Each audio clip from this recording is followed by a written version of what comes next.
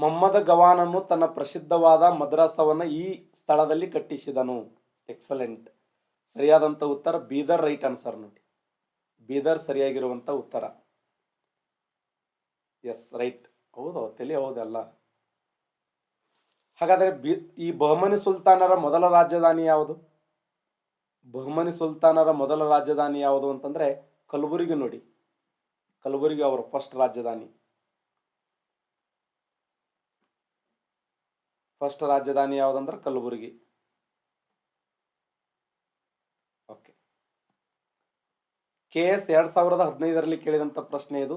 ಗಗನ್ ಮಹಲ್ ಕಟ್ಟಡವು ಯಾವ ಮನೆತನದ ವಾಸ್ತುಶಿಲ್ಪದ ಸಾಧನೆಯಾಗಿದೆ? ಗಗನ್ ಮಹಲ್ ಕಟ್ಟಡವು ಯಾವ ಮನೆತನದ ವಾಸ್ತುಶಿಲ್ಪದ ಸಾಧನೆಯಾಗಿದೆ? Excellent, very good. ಸರಿಯಾದಂತ ಉತ್ತರ ರೈಟ್ ಆನ್ಸರ್. ಒಂದು ಬಿ ಅಂತಂದ್ರೆ ಹೊಸ ಬಿ ಅತ್ತಾವ.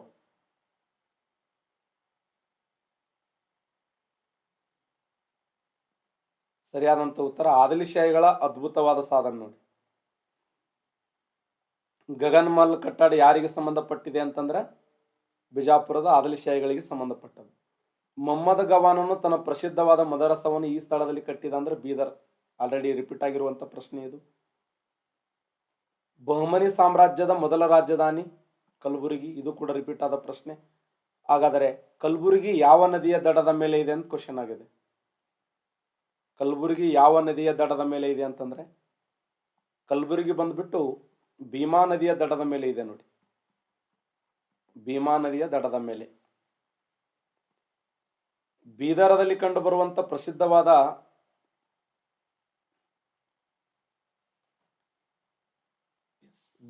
ಬೀದರದಲ್ಲಿ ಕಂಡುಬರುವ ಪ್ರಸಿದ್ಧವಾದಂತ ಅಣೆಕಟ್ಟು ಯಾವುದಂತ ಕೇಳ್ತಾನೆ. ಬೀದರದಲ್ಲಿ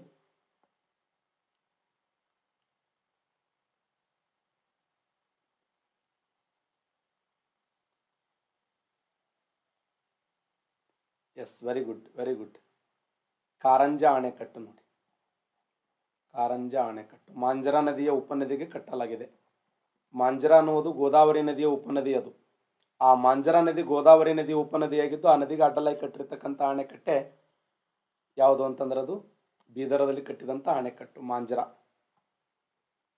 ಪಟ್ಟಿ 1 ಪಟ್ಟಿ 2 PSI ಈ ತರ ಹೊಂದಿಸಿ ಬರೀ ಕೇಳಬಹುದು ಅಥವಾ ನೇರವಾದಂಥ ಪ್ರಶ್ನೆಗಳಾರ ಕೇಳಬಹುದು ನೋಡಿ. ಮ್ಯಾಚ್ ದ ಫಾಲೋಯಿಂಗ್ಸ್ ಕೇಳಿದ್ದಾನೆ. ಅಹ್ಮದ್ನಗರ ನಿಜಾಮ್ ಶಾಹಿಗಳು, ಗೋಲ್ಕೊಂಡ ಕುತುಬ್ ಶಾಹಿಗಳು, ಬಿಜಾಪುರ ಆದಿಲ್ಶಾಹಿಗಳು, ಬೀದರ ಬರೀದ್ ಶಾಹಿಗಳು. ಎಲ್ಲ ಕರೆಕ್ಟ್ ಇದೆ. ಅದು ಮೇಲಿನ ಎಲ್ಲವೂ ಸರಿಯಾಗಿದೆ, ಮೇಲಿನ ಎಲ್ಲವೂ ತಪ್ಪಾಗಿದೆ. ಎ ಮಾತ್ರ ಸರಿಯಾಗಿದೆ, ಬಿ ಮಾತ್ರ ಸರಿಯಾಗಿದೆ, AB ಸರಿಯಾಗಿದೆ, ಎಲ್ಲವೂ ತಪ್ಪಾಗಿದೆ. ಎಕ್ಸಾಮ್ ಹಾಲಿಗೆ ಬಂದಿದೆ ತಪ್ಪಾಗಿದೆ. ಎಸ್, ಅಹ್ಮದ್ನಗರ ನಿಜಾಮ್ ಶಾಹಿಗಳು ಕರೆಕ್ಟ್ ಇದೆ ನೋಡಿ. ಗೋಲ್ಕೊಂಡ ಕುತುಬ್ ಶಾಹಿಗಳು ಕರೆಕ್ಟ್ ಇದೆ.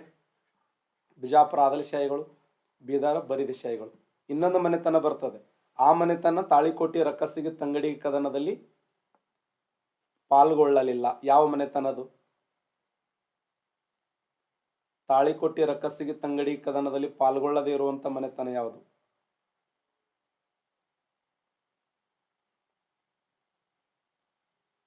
S, very good. ಬಿರಾರ ಮನೆತನ ನೋಡಿ. ಬಿರಾರದ ಇಮಾದ್ ಶಾಹಿಗಳು ಅಂತ ಕರೀತಾರೆ. ಬಿರಾರದ ಇಮಾದ್ ಶಾಹಿಗಳು ತಾಳಿಕೋಟಿ ರಕ್ಕಸಿಗೆ ತಂಗಡಿ ಕದನದಲ್ಲಿ ಪಾಲ್ಗೊಳ್ಳಲಿಲ್ಲ. ಬಿರಾರ್ ಮನೆತನ. ಬಹಮನಿ ವಂಶದ ಕರ್ನಾಟಕವನ್ನಾಳಿದ ಅರಸರು. ಬಹಮನಿ ವಂಶದ ನಂತರ ಕರ್ನಾಟಕ ರಾಜ್ಯವನ್ನಾಳಿದ ಅರಸರು ಯಾರಂದ್ರೆ ಸರಿಯಾದಂತ ಉತ್ತರ ಆದಿಲ್ಶಾಹಿಗಳು. ರೈಟ್ ಆನ್ಸರ್ ನೋಡಿ. ಆದಿಲ್ಶಾಹಿಗಳು ಸರಿಯಾಗಿರುವಂತ ಉತ್ತರ. ಬಿಜಾಪುರದ ತನ್ನ ಕೋಟೆಯಲ್ಲಿ ದತ್ತಾತ್ರೇಯ ಮಂದಿರವನ್ನು ಕಟ್ಟಿಸಿದ ಮುಸ್ಲಿಂ ದೊರೆ ಯಾರು? ದತ್ತಾತ್ರೇಯ ಮಂದಿರವನ್ನು ಕಟ್ಟಿಸಿದಂತ ಮುಸ್ಲಿಂ ದೊರೆ ಯಾರಂದ್ರೆ 2ನೇ ಇಬ್ರಾಹಿಂ ಆದಿಲ್ ಶಾ.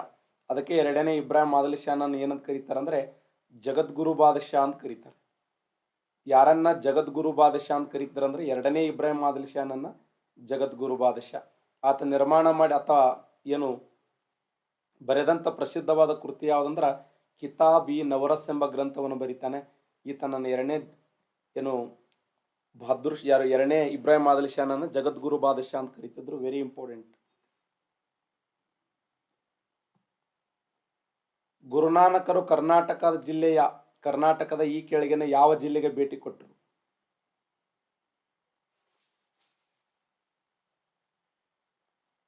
ಯಾವ ಜಿಲ್ಲೆಗೆ ಭೇಟಿ ಕೊಟ್ಟರು?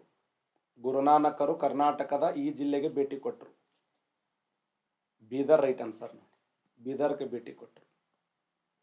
ಭಾರತದ ಅತ್ಯಂತ ದೊಡ್ಡದಾಗಿರುವಂಥ ಗೊಮ್ಮಟ ಯಾವುದಂದ್ರೆ ಗೋಲ ಗೊಮ್ಮಟ. ಮೊಹಮ್ಮದ್ ಆದಿಲ್ ಶಾನ ಗೋರಿ ಇದೆ, ಮತ್ತೆ ರಂಬಾಳ ಗೋರಿ ಇದೆ.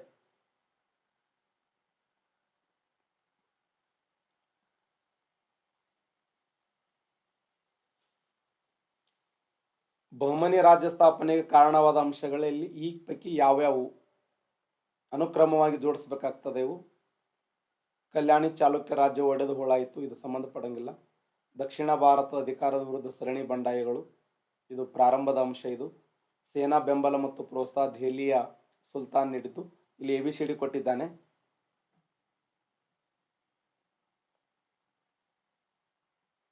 ನೆಕ್ಸ್ಟ್ ಆಮೇಲೆ ಅದನ್ನು ಎಕ್ಸ್ಪ್ಲೇನ್ ಮಾಡ್ತೇನೆ ನಿಮಗೆ. FD 2018ರಲ್ಲಿ ಕೇಳಿದ ಪ್ರಶ್ನೆ ಇದು. ಈ ಕೆಳಗಿನ ಯಾವ ದೇಶಗಳಲ್ಲೊಂದಾದ ದಕ್ಕನಿಯ ಮುಸ್ಲಿಂ ರಾಜ್ಯವು ಪರ್ಷಿಯನ್ ಬದಲಿಗೆ ಹಿಂದಿ ಅಥವಾ ದಕ್ಕನ್ ಉರ್ದುವನ್ನು ರಾಜ್ಯದ ಅಧಿಕೃತ ಭಾಷೆಯನ್ನಾಗಿ ಘೋಷಣೆ ಮಾಡಿಕೊಂಡಿತ್ತು? ಬಿಜಾಪುರದ ಆದಿಲ್ಶಾಹಿಗಳು ನೋಡಿ. ಬಿಜಾಪುರದ ಆದಿಲ್ಶಾಹಿಗಳು ಶಿವಾಜಿಯನ್ನು ಶಿಕ್ಷೆ ಕೊಡುವ ಸಲುವಾಗಿ ಬಿಜಾಪುರದ ದೊರೆಯಿಂದ ಕಳಿಸಲ್ಪಟ್ಟಿರ್ತಕ್ಕಂಥ ಒಬ್ಬ ವ್ಯಕ್ತಿ ಯಾರಂದ್ರೆ ಅಫ್ಜಲ್ ಖಾನ್. 7 ಅಡಿ ಎತ್ತರ ಆಗಿದ್ದ ಆತ. ಅಫ್ಜಲ್ ಖಾನ್ ಲಾಸ್ಟ್ ಮೊಮೆಂಟದಲ್ಲಿ ಸೋಲ್ತಾನೆ. ಅಫ್ಜಲ್ ಖಾನ್ ಅಫ್ಜಲ್ ಖಾನ್ ಕಳಿಸಿದವ್ರು ಯಾರಂತಂದ್ರೆ ಎರಡನೇ ಅಲಿ ಆದಿಲ್ ಶಾ. ಎರಡನೇ ಅಲಿ ಆದಿಲ್ ಶಾ ನೆನ್ಪಿಡಿ, ವೆರಿ ಇಂಪಾರ್ಟೆಂಟ್. ಎರಡನೇ ಅಲಿ ಆದಿಲ್ ಶಾ. FD 2019ರಲ್ಲಿ ಕೇಳಿದ ಪ್ರಶ್ನೆ ಇದು. ಬಿಜಾಪುರದ ಗೋಳಗುಮ್ಮಟದ ನಿರ್ಮಾಪಕರು ಯಾರು? ಬಿಜಾಪುರದ ಗೋಳಗುಮ್ಮಟದ ನಿರ್ಮಾಪಕರು ಯಾರು? ಮೊಹಮ್ಮದ್ ಆದಿಲ್ ಶಾ ನೋಡಿ.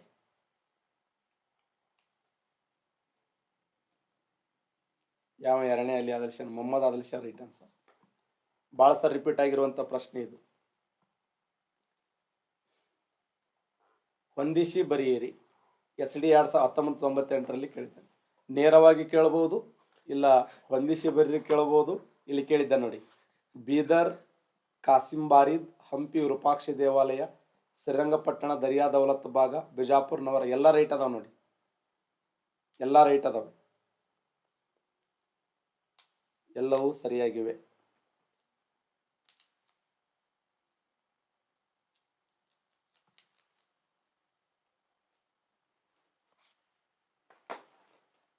ಬಹುಮನಿ ಸಾಮ್ರಾಜ್ಯದ ಮೊದಲ ರಾಜಧಾನಿ ಯಾವುದು? ಮತ್ತೆ ರಿಪೀಟ್ ಆದ ಪ್ರಶ್ನೆ. ಗುಲ್ಬರ್ಗ. ಗೋಲ್ ಗುಂಬಜ್ ಮತ್ತೆ ರಿಪೀಟ್ ಆದ ಪ್ರಶ್ನೆ. ಬಿಜಾಪುರದ ಆದಿಲ್ಶಾಹಿಗಳು. ಬಹುಮನಿ ರಾಜ್ಯವು ಹೋಳಾದ ಮೇಲೆ ಒಂದಾದ ನಂತರ ಒಂದು ದಕ್ಕನ್ನಲ್ಲಿ 5 ಪ್ರತ್ಯೇಕ ಸುಲ್ತಾನ್ ರಾಜ್ಯಗಳು ಹುಟ್ಟಿಕೊಂಡವು. ಈ ಕೆಳಕಂಡವುಗಳಲ್ಲಿ ಮೊದಲ ಪ್ರತ್ಯೇಕವಾದ ದೇಶ ಯಾವುದು? ಫಸ್ಟ್ ಯಾವುದು ಇದರಲ್ಲಿ? ಎಸ್, ಬಿರಾರದ ಇಮಾದಶಾಹಿಗಳು ರೈಟ್ ಆನ್ಸರ್ ನೋಡಿ. ಬಿರಾರದ ಇಮಾದಶಾಹಿಗಳು.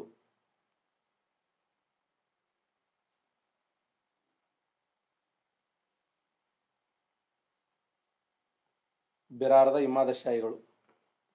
ಗೋಳ್ಗುಮ್ಮಟ ಇರುವ ಸ್ಥಳ ಬಿಜಾಪುರ. ಎಷ್ಟು ಸಾರಿ ರಿಪೀಟ್ ಆಗಿದೆ. ಖ್ವಾಜೆ ಬಂದಾ ನಮಾಜ್ ದರ್ಗಾ ಎಲ್ಲಿದೆ? ಫೇಮಸ್ ಒಬ್ಬ ಸೂಫಿ ಸಂತರಾಗಿರುವಂಥ ಖ್ವಾಜೆ ಬಂದೇ ನಮಾಜ್ ದರ್ಗಾ ಎಲ್ಲಿದೆ ಅಂತಂದರೆ ಕಲಬುರಗಿಯಲ್ಲಿದೆ ನೋಡಿ.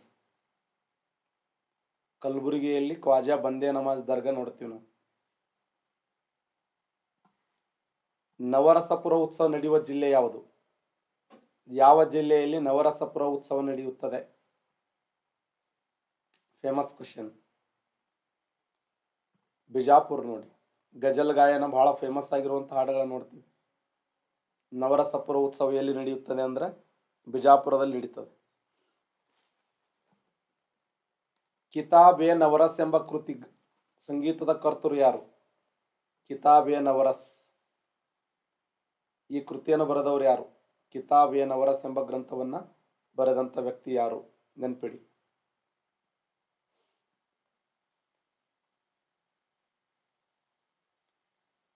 ಸರಿಯಾದಂತ ಉತ್ತರ ಎರಡನೇ ಇಬ್ರಾಹಿಂ ಆದಿಲ್ ಶಾ. ನೋಡಿ, ಎರಡನೇ ಇಬ್ರಾಹಿಂ ಆದಿಲ್ ಶಾ.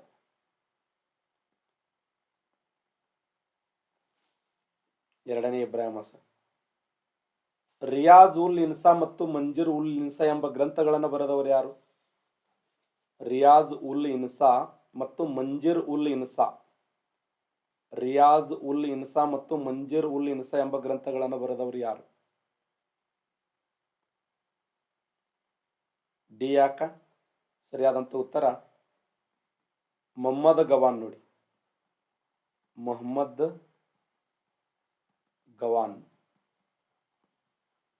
ರಿಯಾಜ್ ಉಲ್ ಇನ್ಸಾ ಮತ್ತು ಮಂಜಿರ್ ಉಲ್ ಇನ್ಸಾ ಎಂಬ ಗ್ರಂಥಗಳನ್ನು ಬರೆದವರು ಯಾರಂದ್ರೆ ಮೊಹಮ್ಮದ್ ಗವಾನ್. Right answer, Mohammad Gawan. ಬಹಮನಿ ರಾಜ್ಯವಂಶವನ್ನು ಸ್ಥಾಪನೆ ಮಾಡಿದವರು ಯಾರು? ಬಹಮನಿ ರಾಜ್ಯ ಮನೆತನವನ್ನು ಸ್ಥಾಪನೆ ಮಾಡಿದವರು ಯಾರು?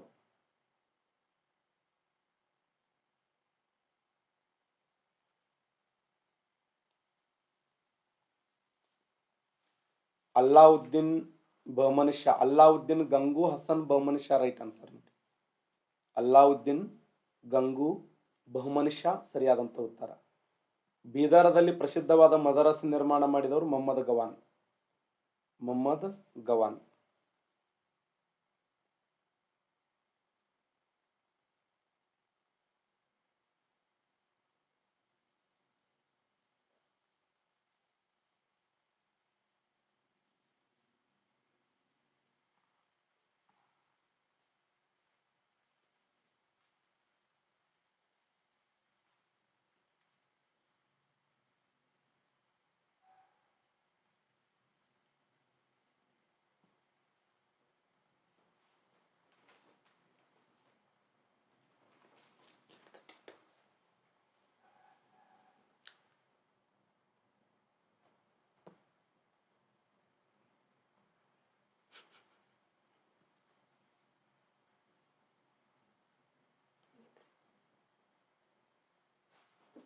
ಒಂದೇ ನಿಮಿಷ,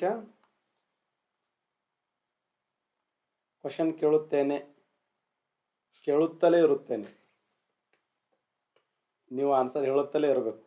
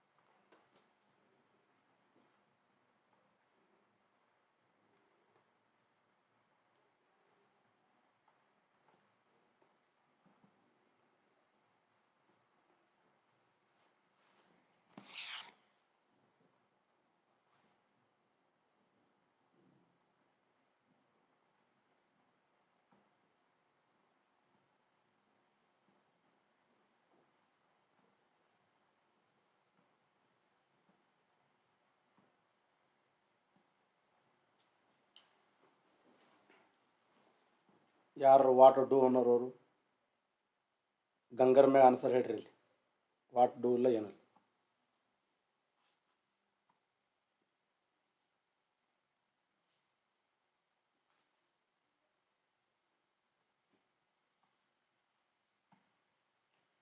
KS 1999ರಲ್ಲಿ ಕೇಳಿದ ಪ್ರಶ್ನೆ ಇದು.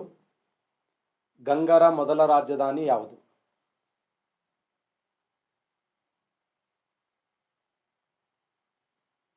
S, very good. ಸರಿಯಾದಂಥ ಉತ್ತರ ಕೋಲಾರ. ಫಸ್ಟ್ ಅವರ ರಾಜಧಾನಿ ಕೋಲಾರ.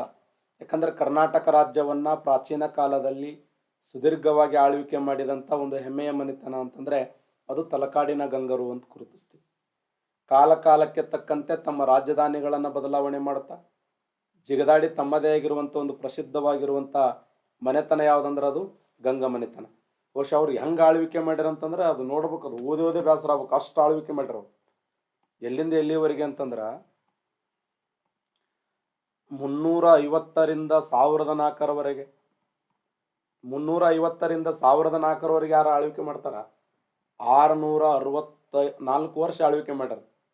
ಅದರ ಸ್ತ್ರೀ ಪುರುಷ ಅಂತ ಒಬ್ಬ ಅರಸ ಇದ್ದ. ಸ್ತ್ರೀ ಪುರುಷ ಅನ್ನುವಂಥ ಅರಸ 64 ವರ್ಷ ಆಳ್ವಿಕೆ ಮಾಡ್ಯಾನ. ಸುಮಾರು 724ರಿಂದ 788ರವರೆಗೆ ಆಳ್ವಿಕೆ ಮಾಡ್ತಾನೆ. 66 ವರ್ಷ ಆಳ್ವಿಕೆ ಮಾಡಿದ್ರು ಕೂಡ ಗಂಡ ಮಗ ಇನ್ನೊಬ್ಬರೊಂದಿಗೆ ಯುದ್ಧ ಮಾಡಂಗಿಲ್ಲ, ಜಗಳ ಮಾಡಂಗಿಲ್ಲ, ಟೆನ್ಷನೇ ಮಾಡ್ಕೊಳಂಗಿಲ್ಲ. ಬೆಕ್ಕದಂತ ಅರಸರು ಬಂದರು ಕೂಡ ಹೊಡೆದೇ ಹೋಗ್ಯಾರ ಹೊರತು ಅವ ಯಾರ ರೀತಿ ಜಗಳ ಮಾಡಿಲ್ಲ, ಕದ್ದಿ ಕಡ್ದಲ್ಲ. ಅಂತ ಒಬ್ಬ ಪ್ರಸಿದ್ಧವಾದ ದೊರೆ ಯಾರಂದ್ರೆ ಅವ ಸ್ತ್ರೀ ಪುರುಷ. ಅವ ಸ್ತ್ರೀ ಪುರುಷ ಕೆತ್ತಿದಂಥ ಒಂದು ಪ್ರಸಿದ್ಧವಾದ ನಿರ್ಮಾಣ ಮಾಡಿದಂಥ ಒಂದು ಪ್ರಸಿದ್ಧವಾದ ಕೆರೆ ಯಾವುದಂದ್ರ ಅದು ತಲಕಾಡು ಕೆರೆ. ಸರಿ, ಯಾವುದು? ಇದು ತುಮಕೂರು ಜಿಲ್ಲೆಯ ಕುಣಿಗಲ್ ಕೆರೆ ಅಂತ ಕರಿತೀವಿ. ಕುಣಿಗಲ್ ಕೆರೆ. ಆತನು ಬರೆದ ಪ್ರಸಿದ್ಧವಾದ ಕೃತಿ ಯಾವುದಂದ್ರೆ ಗಜಶಾಸ್ತ್ರ ಅನ್ನುವಂಥ ಕೃತಿ ಬರಿತಾನೆ. ಗಜಶಾಸ್ತ್ರ. ಗಜಶಾಸ್ತ್ರ.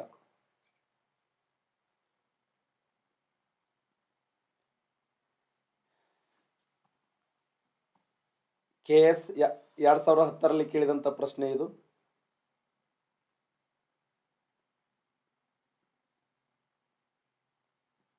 ಶ್ರವಣ ಬೆಳಗೊಳದಲ್ಲಿರುವಂಥ ಗೊಮ್ಮಟೇಶ್ವರ ವಿಗ್ರಹಕ್ಕೆ ಸಂಬಂಧಪಟ್ಟಂತೆ ಯಾವ ವಿವರಣೆ ತಪ್ಪಾಗಿದೆ? ಈ ವಿಗ್ರಹವು ಕಮಲದ ಮೇಲೆ ನಿಂತಿದೆ.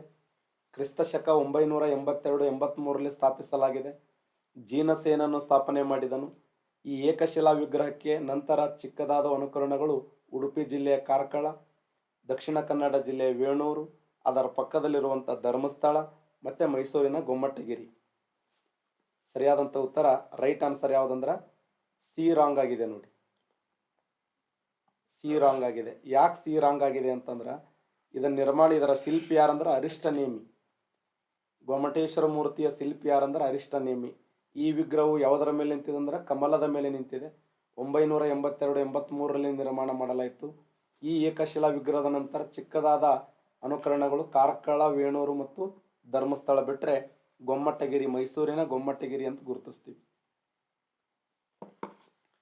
ತಲಕಾಡಿನಲ್ಲಿ ದೇವಾಲಯಗಳ ರಚನೆ ಮಾಡಿದವರು ಯಾರಂದ್ರ ಜಕಣಾಚಾರ್ಯರು.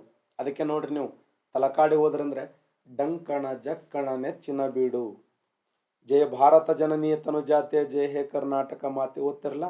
ಹಾಗಾದ್ರೆ ಡಂಕಣ ಜಕ್ಕಣ ನೆಚ್ಚಿನ ಬೀಡು ಕರ್ನಾಟಕ ರಾಜ್ಯದ ಅದ್ಭುತವಾಗಿರುವಂತ ಮದನಿಕೆ ವಿಗ್ರಹಗಳನ್ನ ನಿರ್ಮಾಣ ಮಾಡಿದವರು ಯಾರು ಅಂತಂದ್ರೆ ಡಂಕಣಾಚಾರ್ಯ ಮತ್ತು ಜಕಣಾಚಾರ್ಯರು ಅಂತ ಗುರುತಿಸ್ತೀವಿ. ಅದಕ್ಕೆ ಡಂಕಣ ಜಕ್ಕಣ ನೆಚ್ಚಿನ ಬೀಡು.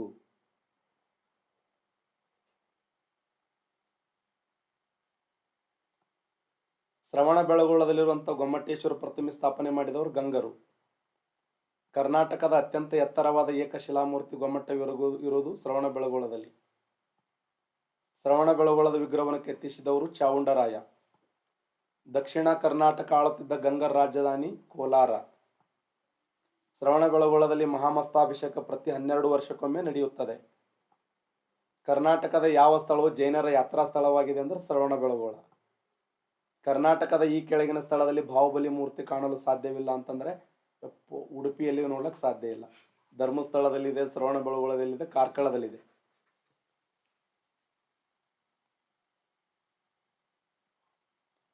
ಇಲ್ಲಿಗೆ ಕಂಪ್ಲೀಟ್.